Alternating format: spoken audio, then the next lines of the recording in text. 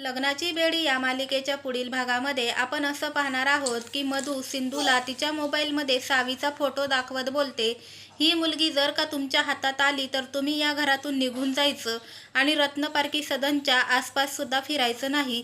तर आता सावीचा फोटो पाहून सिंधू लगेचच मधूला हातात हात देऊन प्रॉमिस करते. त्याच्यानंतर इकडे रुक्मिणी काकू सिंधूला बोलतात, तुला जर या घराशी नातं जोडायचं असेल तर तुला माझी एक परीक्षा द्यावी लागेल. आता सिंधू विचारते, कसली परीक्षा? तेव्हा रुक्मिणी काकू बोलतात की ऋषभ आणि रेश्मामध्ये जो काही दुरावा आहे तो दुरावा बंद करून तू त्या दोघांना एकत्र आणायचं आणि हे जर का तुला जमलं तर मी स्वतः राघवचं आणि तुझं लग्न लावून देईल.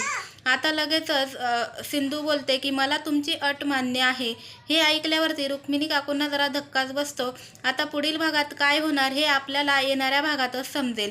व्हिडिओ आवडला असेल तर व्हिडिओला लाईक सबस्क्राईब नक्की करा. धन्यवाद.